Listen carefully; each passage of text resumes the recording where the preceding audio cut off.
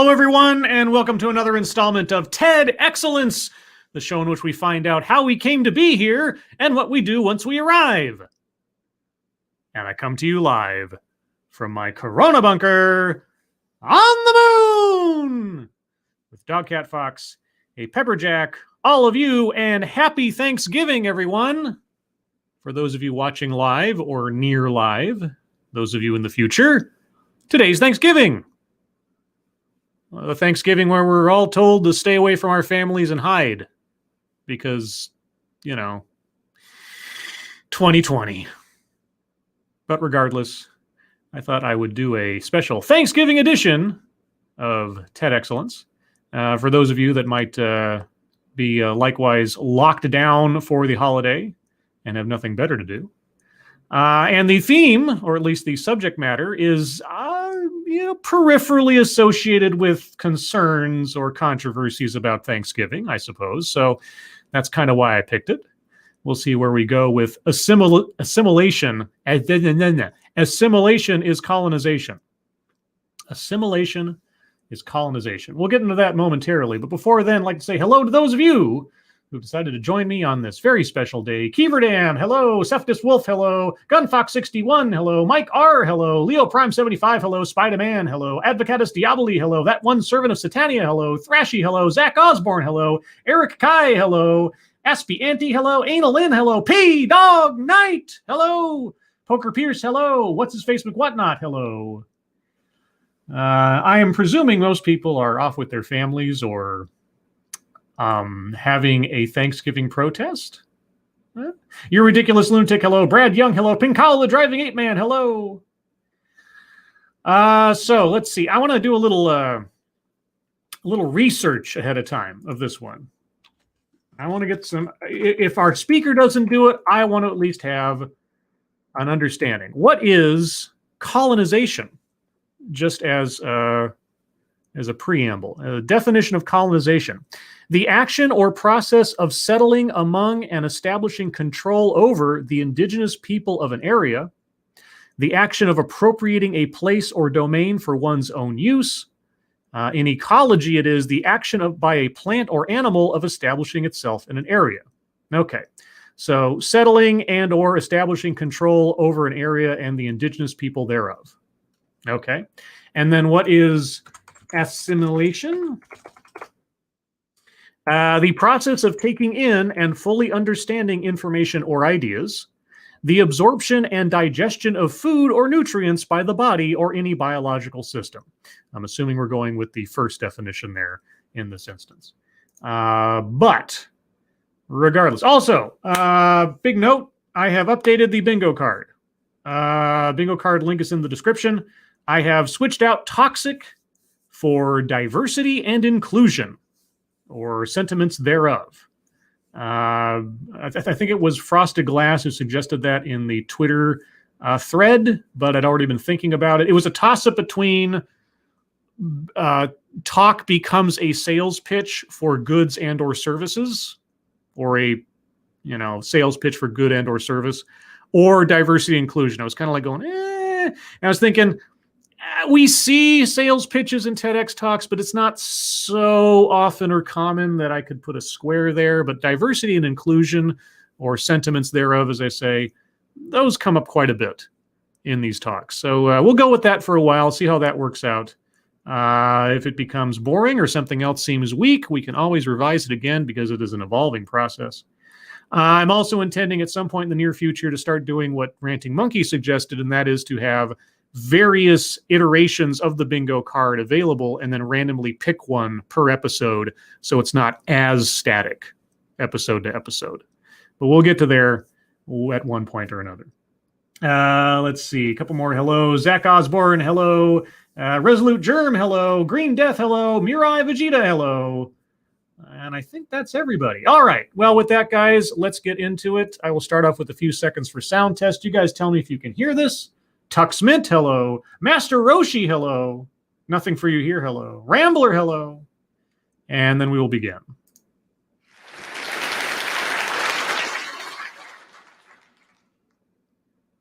Okay, you guys hear the applause at least? That'll give me a heads up. No notification, says Rambler. Yeah, the problem is that YouTube doesn't notify very well. This is why I recommend following me on Twitter. I will post at least 1 or 2 announcements of the stream ahead of time.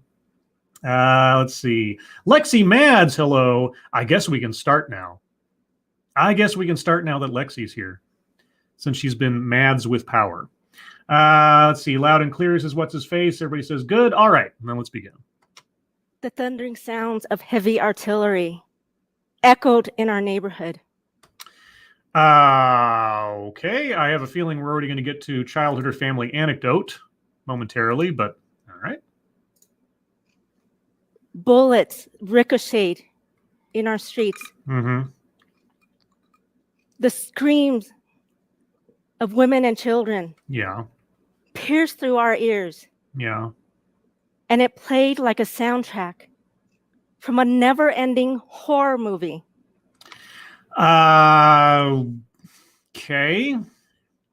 I'm already getting depressed. Only this was real life. Yes. Our lives. Yes. At a moment's notice, my parents gathered our most precious possessions into a single bag.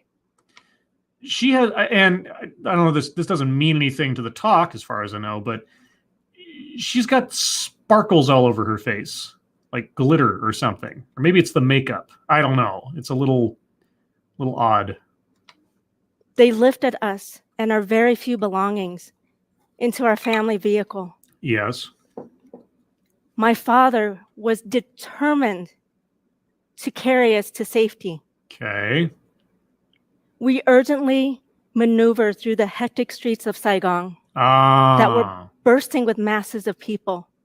Okay, there's a little, I don't know what this is. There's this little rectangle that's off color from the rest of the background that's floating. It's some kind of camera thing. It's just distracting me. But okay, so your family's from Saigon. I'm guessing this was the last stages of the Vietnam War. Shadowy clouds blanketed the sky with dark smoke. From firearms. Yes. And bombs that had descended nearby. Okay. The air was weighty. Okay, well, I'm going to circle childhood or family anecdote because that's pretty much an automatic here. Free space. And childhood or family anecdote down in the side there. Okay. But it wasn't from the weapons of destruction. It was from human fear and despair. Okay. We all felt the terror circling all around us. I can honestly only imagine. Thank you, Tall Person. Won't be watching live. Happy Thanksgiving, all. Happy Thanksgiving, Tall Person. Hey, Tall Person, did you know that today is National Thanksgiving Day? Did I get one up on you for once? Maybe. Okay. And it manifested on our faces. All of our faces. Yes. Grandfathers, grandmothers, parents, and children. Okay. We're moving in tangled chaos. Yeah. Again, I'm assuming this is the Vietnam era, right? We ran. Yes. We all ran. Hoping to end up anywhere but here. I would think so, since it was a communist war zone. It was surreal. Yeah. Finally, we arrived at the congested dock where very few ships remained. Okay. And we hastily ran and boarded a rickety old cargo ship that was not intended for human passengers. And as our ship leisurely drifted away from the land, we gazed in horror. At that moment, we became refugees. Yes, you were fleeing a terrible war zone, like many, many others at the time. No, I'm not being flippant about it. I can't even imagine what that must be like. So, yes, okay, this is your backstory. We didn't know if we would ever return to our homeland. Yeah. We didn't know our fate or our destination. Okay. And we stayed and arrived at 2 different refugee camps where we lived. Okay. We were known as the boat people. Right. And I'm a refugee from Vietnam. Okay. When refugees flee our homeland, we take with us our most valuable possessions. Your lives of your family, memories thereof, and so on. I'm not trying to be condescending, but I have a feeling I'm about to be condescended to. Some of which are tangible. Yes. Such as photographs, heirlooms, and jewelry. Yes. And then there are the more important items, the intangible items. Okay. That are more difficult to quantify. Okay. It's our culture, our heritage, and our language. Yes. Which are not felt or heard or seen. Language is heard, language is seen. I'm not quite sure if there's any other option for language other than being heard or being seen. So I know, I'm being a smartass, but I can't help myself. And oftentimes, not appreciated by those who've never lost them. You're right. Very few of us appreciate that what we have until we lose it. And especially if I do not have any knowledge or experience with a thing like your culture or your language, I would have absolutely no idea what it would mean to lose it. So you're right. When we initially arrived in the United States, nonprofit and faith-based organizations assisted us with our initial resettlement. Okay. In order for us to adjust to a new country with new customs and a new language. Yeah. And I interpret their actions as well-intended and compassionate.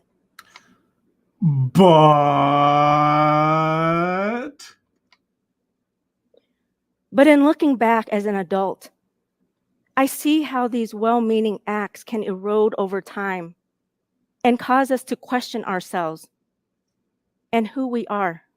Cause you to question yourself. Okay. I believe that would be a you problem. And you're thinking that these are only part of my childhood experiences or part of my growing pains. But I'm here to tell you that these situations continue to persist to this day. What situations? You're fleeing a war zone. You come to a country that, you didn't want to come to. I mean, all sympathy. This isn't a situation where it's like this was a choice you made willingly. You didn't have any choice. It was either escape a terrible war zone or risk dying, you and your family. So, it's sort of like a DACA situation where you didn't have any conscious will to want to move to this place, but you had to. And that's the thing about refugees. That's why we have laws that protect refugees and people fleeing from terrible situations like that. Okay. Once you're here, though, I struggle against someone complaining when there's just simply the pragmatic reality that either you find a way to operate in a country you do not, let's say, belong to at that point. Seems kind of exclusionary, but you know what I mean. You're not used to this place. This wasn't a place you wanted to come to. You didn't do any research ahead of time. You have no knowledge of this place. Okay. How do you function within this country, this society, if you do not learn the language, if you do not learn the customs?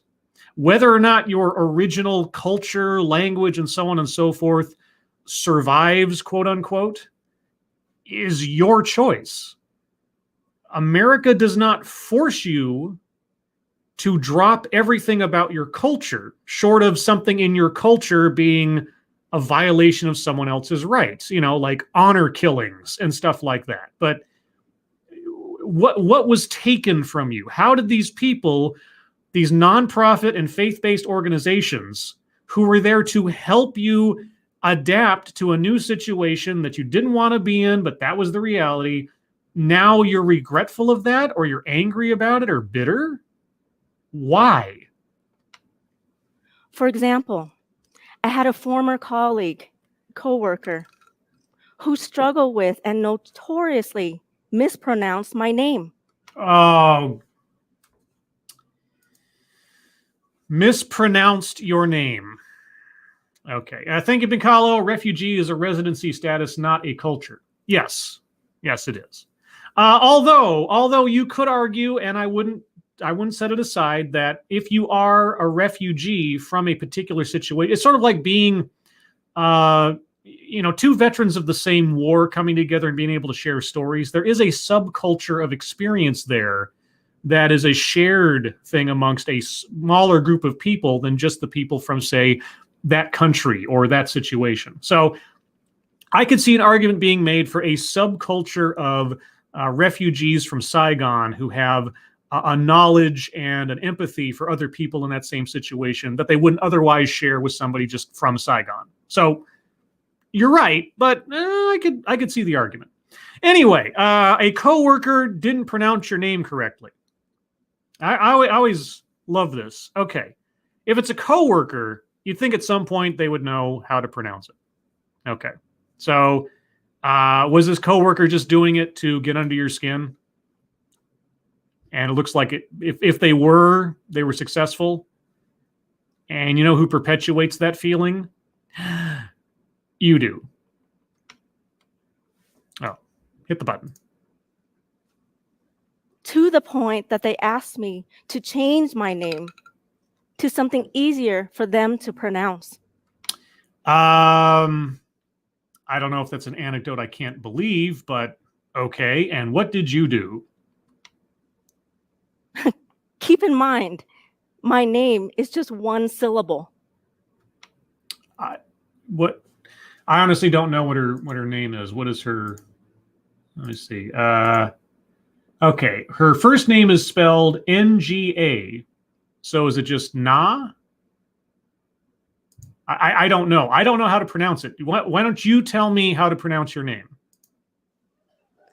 In another instance, okay, I had attended a wedding where both the bride and the groom were Vietnamese, as with most of the guests. Okay. And in the middle of the bride and the groom addressing their guests at the reception, yes, a shout came from the back of the room. Uh-huh. Say it in English.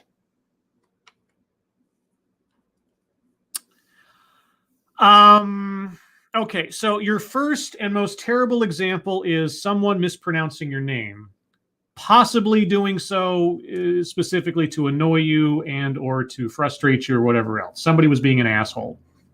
Okay, I can believe that to be the case. Is that really the most devastating example of what you're talking about here? Because it doesn't sound like it to me. That sounds like schoolyard bullying type tactics that most adults can get past. Irritating, perhaps, annoying, insulting even, but not detrimental to your existence. At a wedding, somebody says, say it in English. Okay.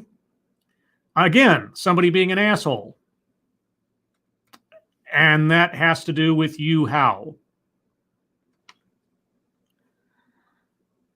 This may have been done innocently. Okay. I didn't even entertain the possibility it could have been done innocently.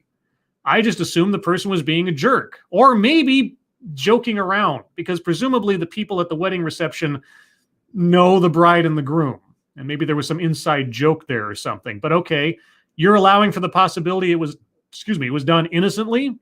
Okay, and so then if you're at least going to give them the benefit of the doubt, your following conclusion is? Or perhaps it wasn't.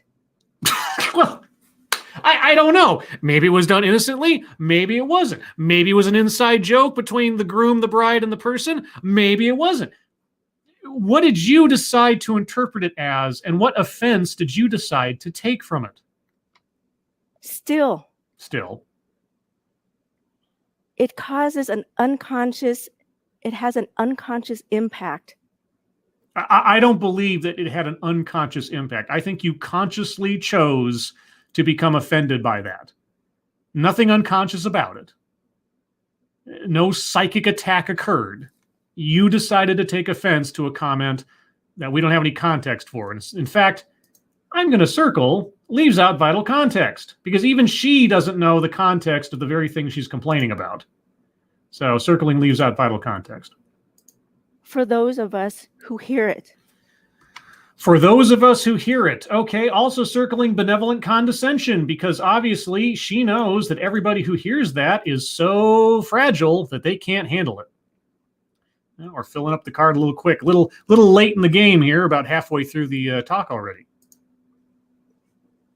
And I know my situation is not unique to my ethnicity, my country of origin, or when I arrived into the United States. Really? Okay. Because I know refugees and immigrants from all around the world who have shared very similar experiences. Boy, oh boy. Let's see. Takes credit for something done, experienced by others in their demographic. I'm not going to say takes credit, but definitely tries to associate herself broadly or speak for a whole demographic. So I'm circling that one. Oh, boy. Oh, let's see. No, wait a sec. No, I take that back. That could be a mind reading assumes motives. Oh, there's a whole bunch here that might fit. Okay, let's go over the card real quick. Marginalization. Not yet. Takes credit for something. She hasn't taken credit for it. Like, like she's had the struggle of all the people, or, rap music was made by her people or something like that. Feminism, no. Microaggressions, unconscious bias. Unconscious, yeah, that was unconscious bias. Or she was implying such unconscious bias, especially with the name thing. Anecdote that probably never happened. I can believe both those things happened, especially since she admitted she has no idea what the guy was saying or why he was saying it. And the asshole coworker, I could believe that too, conceivably. Contradicts own point or argument. I'm not sure what her point is yet, except to complain. Diversity and inclusion, not yet. Attempts to coin new buzzword, buzz phrase, no. Plays victim. Yep, she's playing the victim because she's choosing to be offended and hurt by all these things. Word salad, no. Mind reading assumes motives. Well, I'm going to sit on that one. I've already circled quite a few in the last minute or two, so we'll see. A list, not formally yet. Patriarchy, no. Wage gap, no. Systemic, institutional. I think she said something about institutions like the faith-based organizations and charities and such, but that's not quite the same thing. Usually, when you're talking about systemic institutional, it's an accusation of some wrongdoing, and I know she kind of hinted at that, but it really didn't get there. We'll see. Privilege, no. Self-vilification or wretchedness, no. Equity, no. Weightless example. Not yet. Make something about race, sex, etc. for no reason. No, she hasn't done that. White supremacy, no. Okay, so, and guys, if you have arguments for squares that have not yet been circled, by all means, hold them until after the main piece is done, and we'll go over those. But so far, I have circled leaves out vital context, microaggressions, unconscious bias, plays victim, free space, benevolent condescension, and childhood or family anecdote. All right, let's continue. And in our initial introduction, they would tell me to call them by their nickname or their American abbreviated name. Sorry, wait, I got to back up slightly. I'm missing some context here. Experiences. Okay. And in our initial introduction. Whose initial introduction? Sorry, the other refugees? Is that what it was? Sorry. And I know my situation is not unique to my ethnicity, my country of origin, or when I arrived into the United States. Mm-hmm. Because I know refugees and immigrants from all around the world who have shared very similar experiences. Uh-huh. And in our initial introduction, they would tell me to call them by their nickname or their American abbreviated name. So the refugees would tell you to call them by their nickname.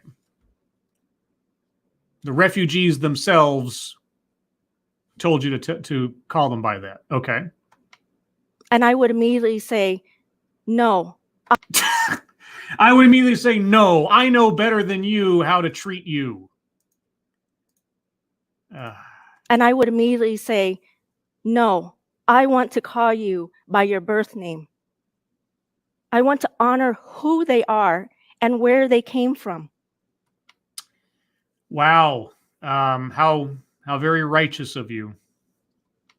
And I tell them they don't need to dilute themselves. Oh! Oh!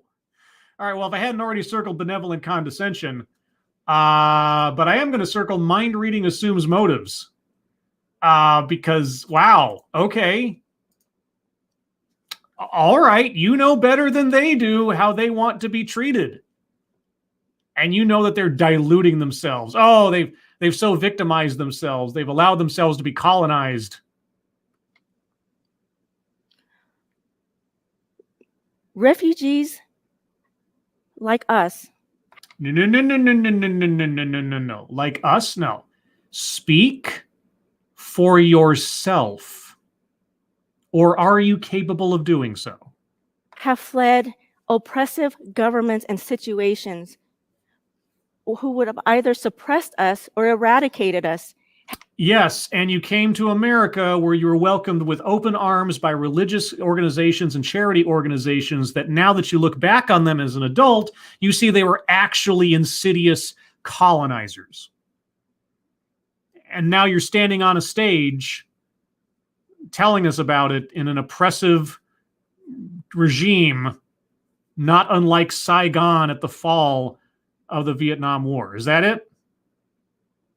Had we stayed in these situations, we would have experienced starvation, torture, been placed in re-education camps. Yeah, and isn't it great that you're in a country that is not doing that to you? Or faced the real possibility of death. Yes. From governments and situations who want to expunge us and who we are. Where in American law is it required of you? Sorry, my phone is beeping at me.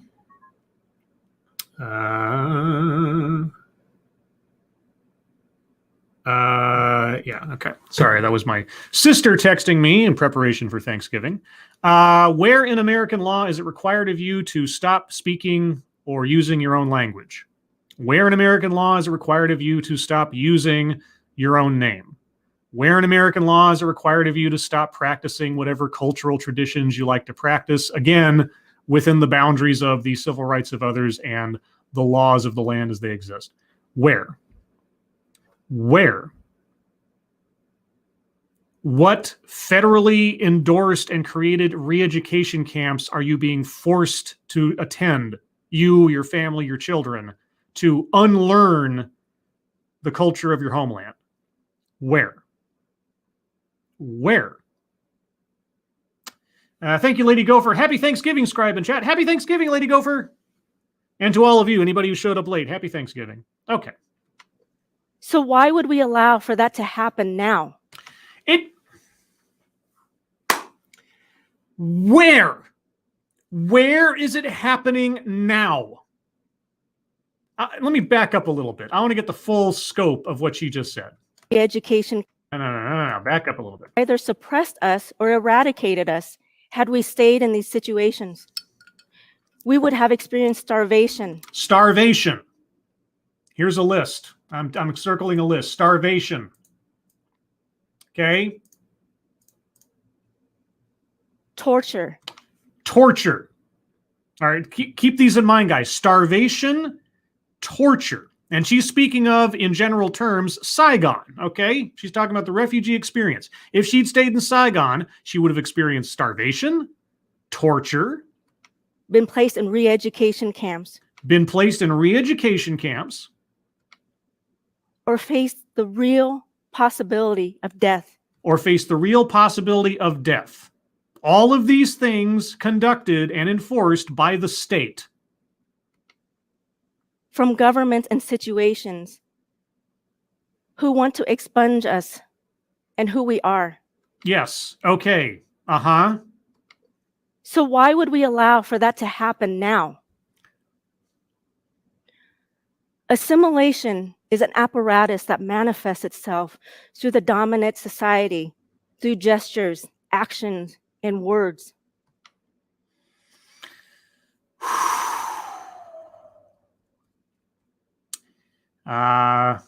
Assimilation is necessary. Assimilation is necessary. If I were to travel to Vietnam today, do you think I could get away with not having some working knowledge of the Vietnamese language or Vietnamese customs or Vietnamese laws? Would I not have to assimilate my way of thinking, my way of behaving, and so on in order to work within that society of which I am not native? Thank you, Joe Fapps. The Viet Cong and NVA did a lot of expunging, and yeah, a little bit is on us too. I don't get me wrong. I'm not going to start any kind of historical debate about who was the worst actor or influenced what and this, that, and the other in the Vietnam War. That's a whole thing I'm not educated enough on to make an argument for. But in general terms, what she's saying here is that having to adapt to a new place to live is a crime against one, a crime being forced and shoved upon you by the state that equates to starvation and torture and re-education and death somehow. And yet here she is standing on a stage freely talking about her own experiences in a language that was not her native language. And I'm assuming she can speak her native language, which she can choose to do without retaliation from the state, by the way. What are we talking about here? I'm getting ready to circle weightless example because listing off all the terrible things that would have happened to her in Saigon during the Vietnam War and then saying it's happening here in America? Really? How? Assisting newcomers with integrating into a new country is one thing. Integrating is assimilating. That's a distinction without a difference. Okay, tell me where the line is between integrating and assimilating. What's the difference? As far as America is concerned, as far as our laws are concerned, where is the line between simple, quote unquote, integration and assimilation? Because I do not understand how one is okay, but the other one is an evil effect of an apparatus of the state control. However, the persistent and continual messaging to abandon who we are by asking us to change our name or discouraging us from speaking our native tongue, well, that's no longer assisting. Who is doing that? You listed off 2 individuals so far. Okay, your grand examples of the terribleness that you've experienced has been an asshole coworker and a maybe asshole attendee at a wedding reception. Individual people. Tell me, where are the state-enforced laws or dictates that require you to change your name from your native name, cease speaking your native language, cease practicing your cultural traditions? Tell me where the state is forcing you to do these things. Tell me the laws that are requiring you to live your life in any particular way that you don't choose to based on your country of origin or your culture of choice. Tell me where that is, and I'll be right there with you telling the state that that's BS. But until you do that, I don't believe you. When we're asked to do that just to make you more comfortable. Who asks you to do that? And if they ask you to do that, is that the state imposing upon you a restriction or an oppression? Because you just talked about governments imposing starvation and torture and death and re-education. Who is asking you? And if they are asking you, They're not making you, are they? Around us. And it happens on a broad scale. Oh, yeah. Where school districts have banned the teaching of ethnic studies. School districts have banned the teaching of ethnic studies? What? When? Where? Tell me where. Or what is your definition of ethnic studies? What? You know what? One of my other considerations for the new, well, not the new square, but the replace square on the bingo card was outright falsehood. That was the other one I was thinking about. The problem is that, you know, without a research team on hand, everything they brought up might not necessarily be true, or might require a lot of research to be a real gray area. Like, is it an outright falsehood? Because we had that with the TEDx I did with Monkey on capitalism, where the speaker said something to the effect of, in the early 1900s or whatever it was, Argentina was the most prosperous country in the world. And by one interpretation of events, they weren't technically lying, sort of. So it wasn't an outright falsehood, but we have to spend a lot of time going over that and that kind of thing. So that's kind of why I hesitated on that one. Regardless, I do not believe her. And if she says nothing else by the end of this, I'm circling anecdote that never happened, because I do not believe her that school districts have banned ethnic studies in their curriculum. No, they haven't. And bias has been hardwired into our hiring system. Okay, how so? Hardwired into our hiring system. Okay, so there's black letter law somewhere that says this. I don't know what else you mean by hardwired if you're not talking about written down in law. So tell me the law that has been hardwired into the employment system for biases. Because we see partiality overshadowing the initial screening process of very qualified applicants. Okay, well, for employment system, I'm circling systemic institutional, and partiality, what? I'm getting ready to circle word salad on that. Except it's the last square before a bingo, so I'm... Let me see. In a joint study by Stanford University. Stanford! Dun, dun, dun! I have a history with Stanford University. You can find that on my YouTube channel under playlists, A Stanford Education. I always get a little twitchy whenever Stanford's brought up. And the Harvard Business School. The results demonstrated that applicants who included racial or ethnic identifiers in their applications and resume were less likely to receive a callback if they had an indicator of a foreign name or a name that was difficult to pronounce versus those with an anglicized name. I have no idea if that study is true or not. I'll leave that one alone because I don't know.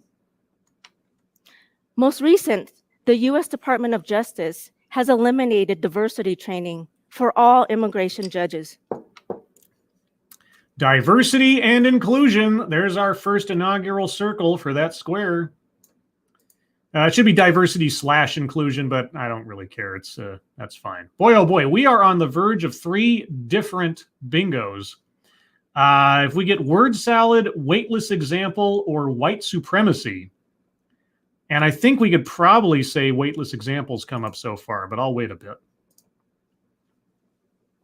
And just 2 months ago, the U.S. Agency for International Development, one of the largest international relief organizations in the world, has suspended diversity training, diversity and inclusion training for their employees.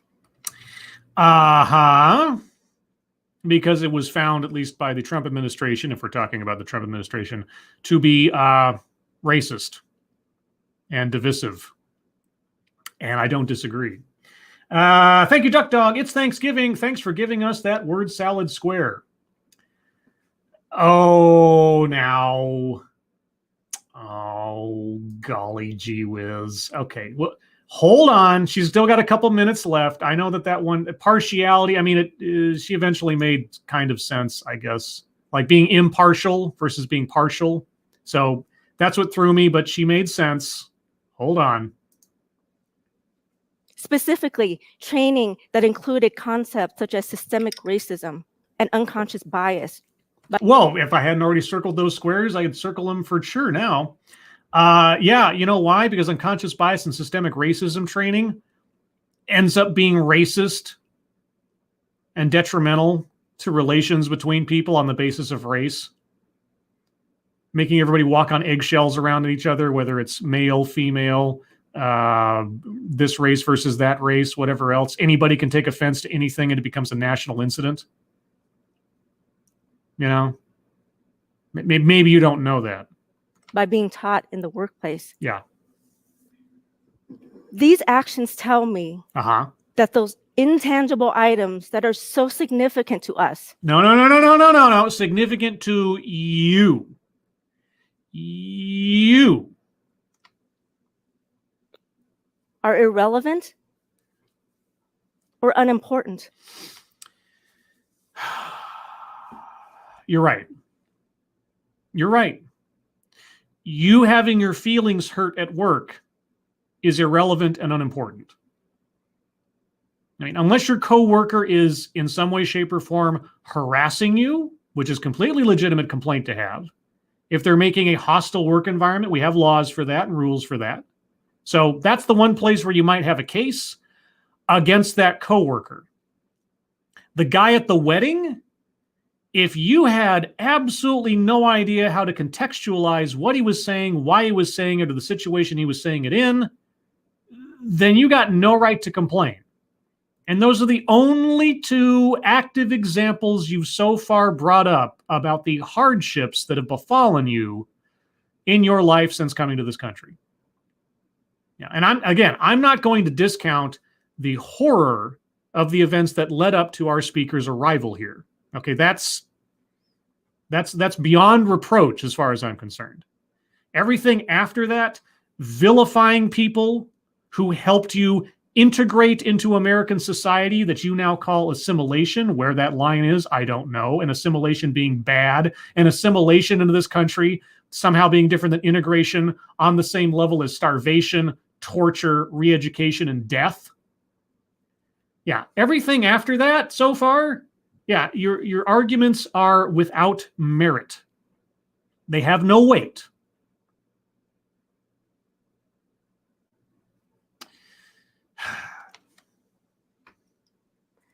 This is colonization. No, that is assimilation. And these things are different. You came to this country unwillingly and under the most terrible circumstances, true. But you came to this country and you had to learn to integrate. You had to learn to assimilate to function in this country. The language, the customs, the laws, and so on. You may not have wanted to, and I can understand that. And if you want to leave and go back to your home country, by all means, you have that option. But we didn't, well, okay. That's where we get into the reverse of this and the whole Vietnam argument. We did go there and exacerbate a situation. But she's not making that argument, is she? No, she's not. Colonization just isn't about dominating another country and exuding your authority over another. Actually, that's exactly what it is. That's the definition of the word. I went over at the beginning of the talk. You didn't hear it, obviously, but that is exactly what it is. One group or nation coming to another and dominating the territory and the people there. That's what that is. That is colonization. But okay, what else is it? Colonization prevents someone like me from speaking my native tongue. Nothing is preventing you from speaking your native tongue. You could be standing up on that TEDx stage speaking your native tongue for this entire presentation. You know why I know that's true? Because if you go to the TEDx YouTube channel, you will see that a vast number of TEDx talks are in languages other than English. You've got Russian, you've got, God, what else? You got Spanish, you have Vietnamese, you've got Persian. I mean, just across the board. Nothing is stopping you from speaking your native language. No law in America is stopping you from speaking your native language. I am circling weightless example because that makes absolutely no sense and it has nothing to do with anything at all. And you know what happens then, guys? Well, I gotta tell you. Ooh, that's a bingo. Right? Yeah! Yes, our very first bingo of the show. Down the N column, leaves out vital context, diversity and inclusion, free space, systemic, institutional, and weightless example.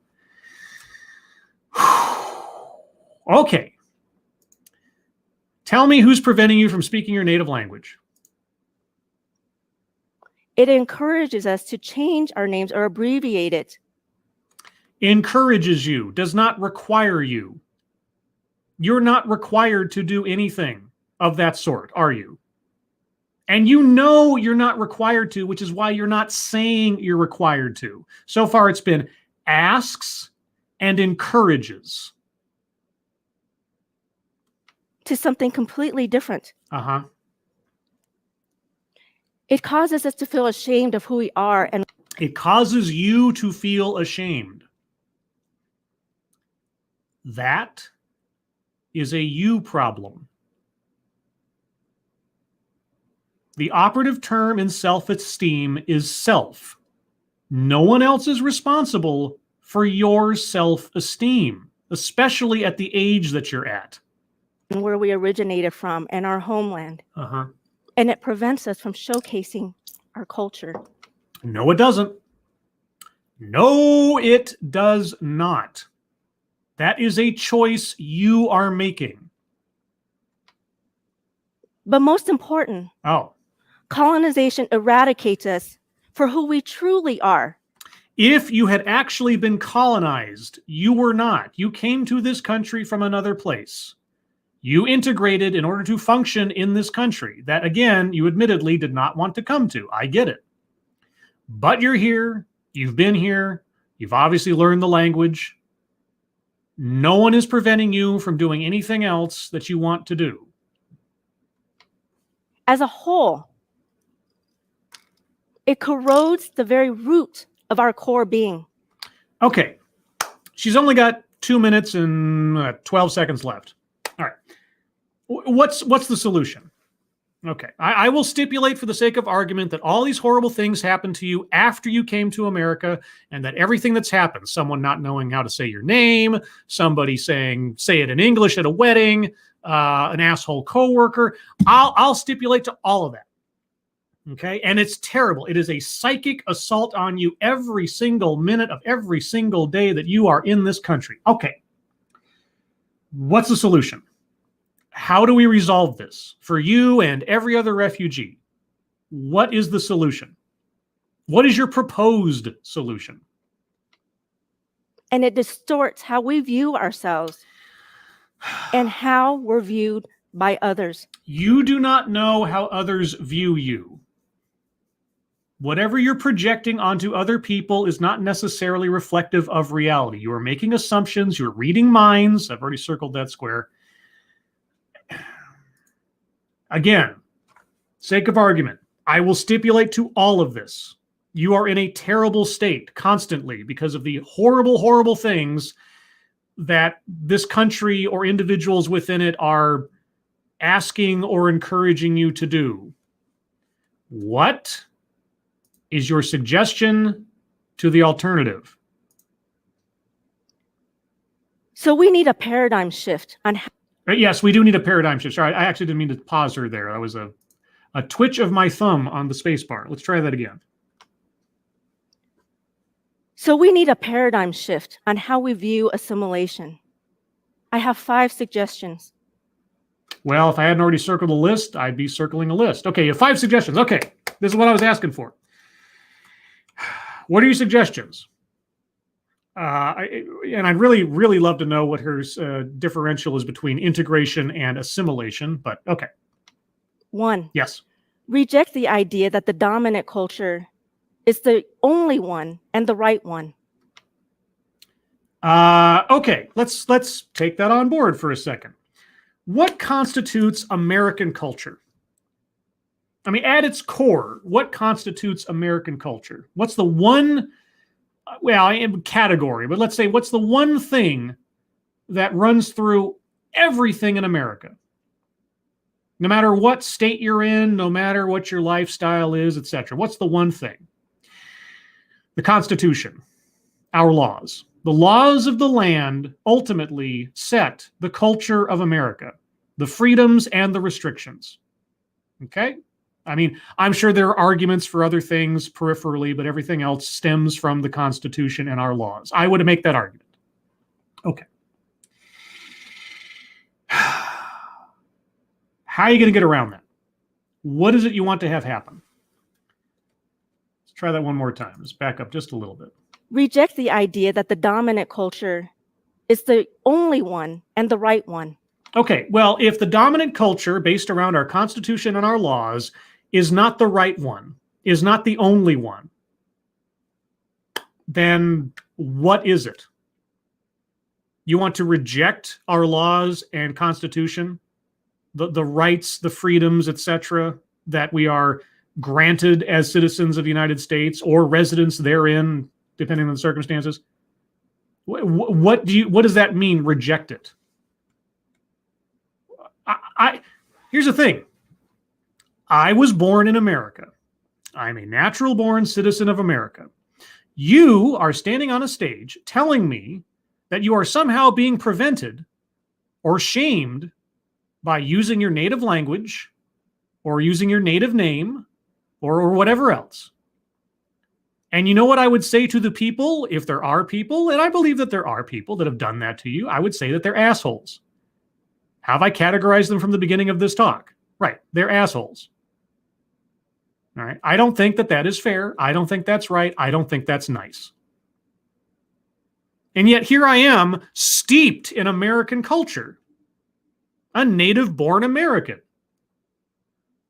And yet I agree. You should not be prevented from expressing yourself the way you want to express yourself. You know why? Because freedom of expression is part of American culture. So on that score, I'm on your side. What would you say we should do in the alternative then? 2, yes. Combat discriminatory hiring practices. I agree. We have laws for that. You know, those laws which constitute our common culture. Like what? What practices have you seen that do that? This one study from Stanford. Other than that, what should be changed? For organizations and individuals who value diversity, implement these beliefs into action. What beliefs and what actions? What specificity, please? By weighing every applicant equally based upon their merit. Really? Well, I agree with you. I agree with you. I would hope that's the case. The problem is you're promoting diversity and inclusion. You're promoting diversity and inclusion programs in the workplace. You're promoting microaggression training in the workplace, and on and on. That has nothing to do with merit. Diversity and inclusion initiatives have nothing to do with merit. Diversity and inclusion programs are about aesthetics.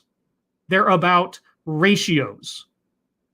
They're about the appearance of the workplace for the business to avoid accusations of racism and or discrimination on gender or whatever else. You cannot promote merit-based hiring practices at the same time you are complaining about the loss of diversity and inclusion initiatives. Okay. You just contradicted your own point or argument. So I'm circling that on the board. Moving on. 3, be humble. Hey, have you lived in America for very long? You know, ever hear of American exceptionalism? I don't. It is one of the grand flaws of being an American and living in American culture. Being humble, not really our thing. And I'm not saying that as everybody, but, you know, as a general thing, being humble in America. Okay, you know what? There are people out there who could be more humble. I'll give you that. What does that have to do with your situation? Experience a new perspective. Experience a new culture. I try to, you know, in the limited capacity I have from my apartment in a pandemic, I watch TEDx's. I try to learn things about different ideas and people and things. And there you go. As far as like learning about a different culture, I guess I'd have to know what you mean. Go to places and events where you are part of the underrepresented group. I would, but then I'd be a super spreader.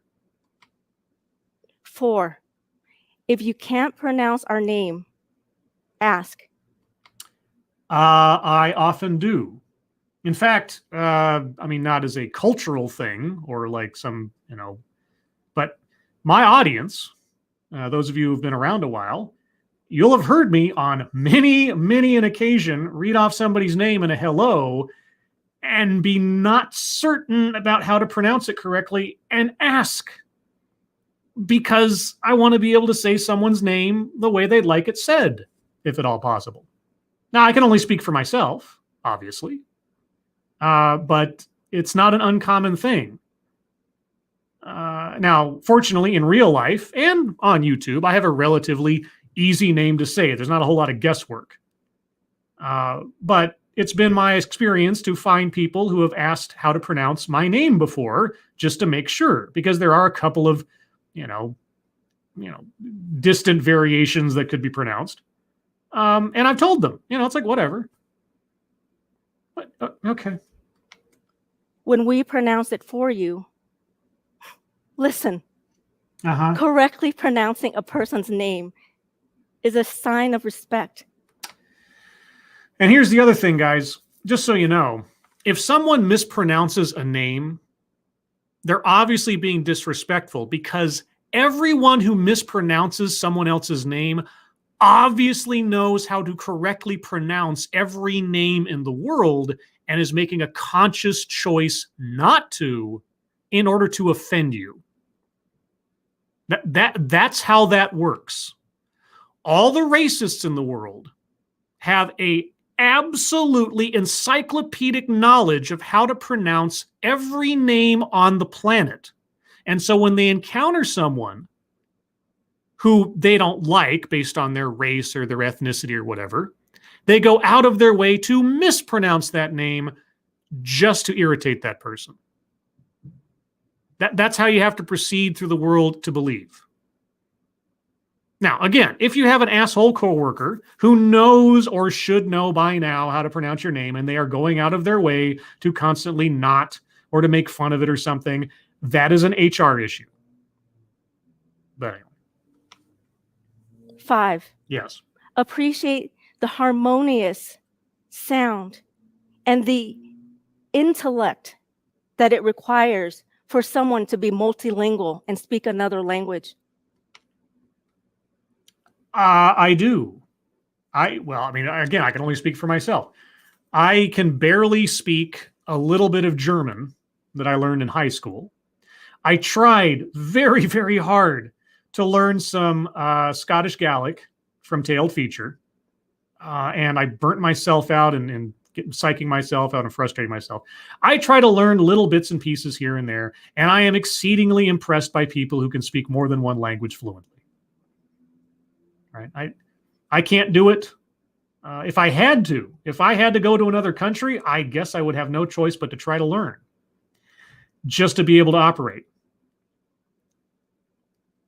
But here's the thing. I have a feeling, and I don't think I'm wrong on this, that her list of 5 complaints here are her complaints. She has been insulted. She has had her feelings hurt. She has been made to feel, quote unquote, outside and so on. She carries around this bitterness with her all the time. So in that sense, I do feel sorry for her. She's obviously got a lot weighing on her mind that she's either self-imposing or otherwise. At the same time, though, I feel a large majority of her pain is self-chosen. For refugees and immigrants, I have 2 suggestions. The first is celebrate your ethnicity, your culture, your language. Who is stopping you from doing that? And second, appreciation of your new home should not come at the cost of abandoning ourselves. Who is forcing you to do that? Chúng ta có thể có tất cả. We can have it all. Why did you switch back and forth just then? Why didn't you give this whole presentation in your native language? Who is going to be stopping you from doing so?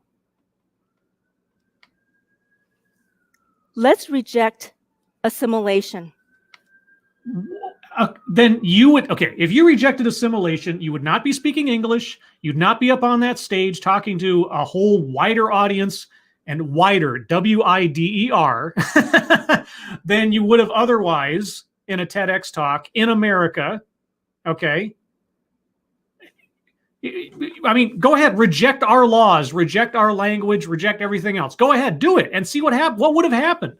What would have happened if at the time that you arrived here, you just said, no, I'm not going to learn English. No, I'm not going to learn about the laws. No, I'm not going to learn about the culture, et cetera, et cetera, et cetera. Just on a pragmatic level, would you have been able to succeed as you have to this point if you had not integrated? I'll say, you seem to like the word integrated better than assimilated. So how about integrated? Just reject assimilation. Just completely. Okay, how are we supposed to get along? How are we supposed to communicate with one another? If you adamantly choose not to speak the common tongue of the country you're in, you think you're going to feel less isolated? Let's embrace multiculturalism. We do. Maybe not to the extent you think we should, and certainly not to the extent that I fear we might at some point, but we do. You're here. You were accepted into this country under refugee status. Nobody's forcing you to drop your culture. And let's dismantle colonization. Oh. Thank you. Okay, you were not colonized. You arrived here as an immigrant refugee. And I still am dying to know her differential between integration and assimilation. Because one sounded fine to her, the other one is evil or something. But regardless, guys, let me pull up the bingo card for everyone's edification. Is that lined up good? Yeah, it's lined up good. All right, so let's go over one more time. So I'm going to go over it one more time myself, and then I'll go to you guys in the chat for any arguments or comments elsewise. Marginalize, marginalization. Did she say that at any point? I mean, it was distinctly implied. I'll sit on that for a second. Takes credit for something done, experienced by others in their demographic. I mean, she was speaking for all immigrants. She was claiming representation for a demographic that she just belonged to. That's not taking credit necessarily. Maybe I need to revise that square. Okay, I'm going to leave it uncircled for the moment. Feminism, no. Anecdote that probably never happened.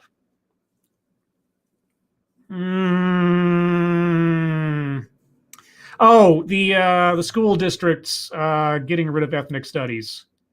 Yeah, I don't buy that for a second. Wait, what did I circle weightless example for? All right, that she no, that was contradiction. Was the weightless example for the school district thing? Because I don't want to circle two squares for the same thing. Remind me, chat. What was the weightless example thing for? Attempt to coin new buzzword, buzz phrase. No. Word salad.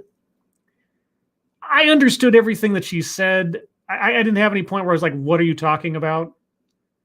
So I might need an argument for that one. Patriarchy, no. Wage gap. She talked about hiring practices, but didn't talk about wage gaps. Privilege, no. Self-vilification or wretchedness, no. Equity, no. Not, make something about race, sex, etc. for no reason. If she brought up ethnicity and such, it was germane to her presentations. No. White supremacy, no. She talked about the dominant culture.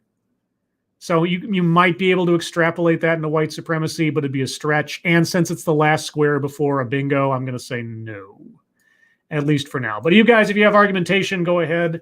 Zach Osborne, I looked through some of the comments on that video. She's getting absolutely shit on. Okay, I hadn't, so I'll take your word for it. Maniac Man 2030, you are not entitled to respect. That is true. Well, I mean, basic, respect of, your rights and your limitations and your personal space and that kind of thing. Sure. BRV TVS, word salad, or Brutus, sorry, in the Roman. Word salad. Give me an example. What was the word salad? Advocatus Diaboli, her argument is the same argument colonizers make, and she is completely unaware of it. Possibly so. Mike R, at least 2 instances of word salad. Give me an instance. Give me an instance. Let's see. Check your logic. Did she say toxic? I don't think so. Brutus, sorry, I keep saying BR. Weightless example was for her being told to never speak her language. Right. Okay, so anecdote that probably never happened. The school districts getting rid of ethnic studies. Yeah, that's BS. That's BS. That doesn't make any sense. Without an example, I'm saying BS on that. So there's that. Okay. Let's see. Ryan, Scribelight, the stream was rigged from the start. This lady wants everyone to cater to her. She needs to be part of the whole. Yeah, this was a personal grievance session. But let's see. Aspie Anti, multiculturalism cannot exist in any nation since there's one singular culture for every nation on earth.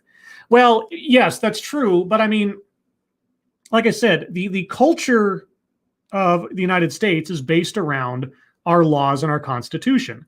And our laws and our Constitution make grand allowances for the expression of oneself in just about any way you feel you want to, short of violating or infringing on someone else's rights. So expressing your culture, expressing your language, that whole thing, that opens the door for a whole lot of multiculturalism centered around a common belief of free expression. So I would argue that America is and has been since its founding a multicultural nation because of the fact that we don't try to make you get rid of your culture. Now, I can't speak as to, community or other quote unquote societal pressures one might feel they have to give into here, there, and otherwise.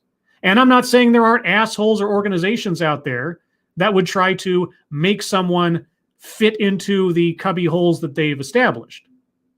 That happens. And that can happen within the law, too. But at the end of the day, nothing is preventing someone from speaking the language they want to speak and practicing the culture they want to practice at all. Nothing by our laws or our state laws or anything else, or the state itself, the government's not going to come down on you like a ton of bricks for doing what you want. Again, so long as it's within the laws established and you don't violate anybody else's rights. That's the culture. That's American culture. Let's see. Zach Osborne, we have microcosms of cultures in the U.S. simply because of how vast the country is, but we still have the common thread of the Constitution binding it all together. Right. Is it a perfect system? No. Is there any perfect system ever? No. But it's a heck of a lot better than Saigon at the end of the Vietnam War. Brutus, although I kind of believe the whole getting rid of ethnic studies because at my school they got rid of studying German and Russian because of woke teachers crying. Okay, well, I can't speak for that, but for her saying that school districts have all gotten rid of ethnic studies, I don't believe that for a second. She would have to give me an example, and she didn't give me an example. So I don't believe that school districts are getting rid of ethnic studies. Annalyn says, doing whatever you want is part of American culture. Yeah. You know what I think of when I think of that? I think of that scene in Demolition Man when Dennis Leary, the rebel, is like, you know, he just wants to run around naked in the street covered in Jell-O or something. It's like, yeah, you could do that. There's still a law against it, but the spirit of it is true. It's like, that's what America is at its core. It's the ability to live your life the way you want to live it. So long as you're not violating anybody else's rights, you know, working within the rights you're granted while respecting everyone else's rights as well. And that's it. There you go. Very libertarian, I suppose. But ultimately, that's what you have. And that's what our speaker has as well in this country. The same as everybody else. She has every right to be offended by somebody mispronouncing her name. And I have every right to tell her the world ain't fair. And not everybody's nice. And sometimes you just have to love it or lump it, especially if you're forced to work with somebody who's a jerk. What's his face, McWhatnot? Exactly. There are numerous instances I can think of where I only know the spellings of things because of someone telling / showing me, especially in terms of slang, dialects, religion, jargon. Let's see. I'm going to wrap this up here pretty quick, guys. Another couple of minutes. Any arguments for any other squares? Zach Osborne says, but Scribelight, she was still in Saigon. I don't know how to sing that song. Kieverdam says bingo. Bingo for what? We have one bingo. Is there another one? So yeah, unless somebody can give me attempt to coin new buzzword buzz phrase, and I don't think she did. White supremacy, no. Word salad, I'm still waiting for an example of word salad. I'm willing to accept, but I didn't find myself totally bewildered as to what she was saying. I didn't believe some of the things she said. I found some of the things she said to be ridiculous or petty, but I didn't get a word salad. Brutus, have a good dinner and a good Thanksgiving. Advocatus Diaboli, I would believe they got rid of ethnic studies out of monetary concerns, but banning them seems far-fetched. Yeah, banning them like it was some kind of racist or xenophobic purge or something. Nothing for you here. Mixing languages counts as word salad. No, it doesn't. Not in the context of this. No, it doesn't. Sorry, not getting away with that one.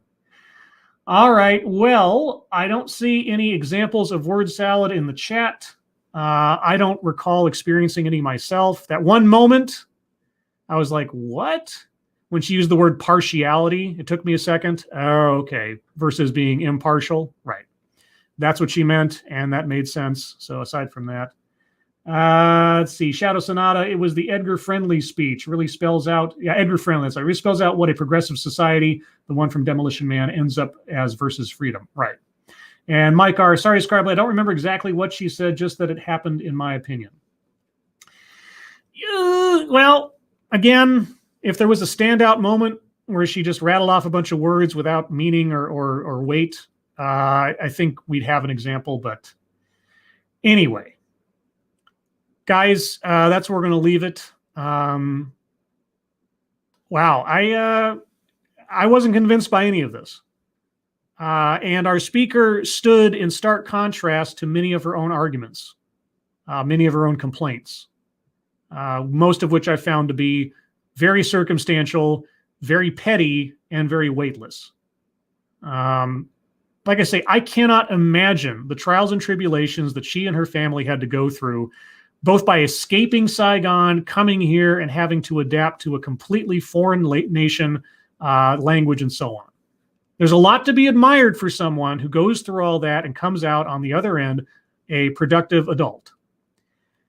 There's a lot that I can also contend with when someone tells me that they're a victim of the circumstances they fell into when coming to a nation that was not trying to torture them, starve them, re-educate them, or kill them, but then equates Saigon with their American experience. You lost me there. But all that being said, everyone, thank you so much for joining me today. I really appreciate it. Thank you so much for your participation. Those of you who donated, thank you so much for your generosity. If you'd like to hear more from me, Satsu 2 Cents, and the Ranting Monkey, you can find all three of us usually tonight on Satsu 2 Cents' channel at 6 p.m. Pacific, 9 p.m. Eastern for the Lords of the Night. I won't be there tonight because of Thanksgiving, but otherwise, on any other week, you could find us there. But tonight, they'll be talking about the news of the day, news stories that you submit, what we've been up to on the internet, or what they've been up to on the internet, and also your questions and comments.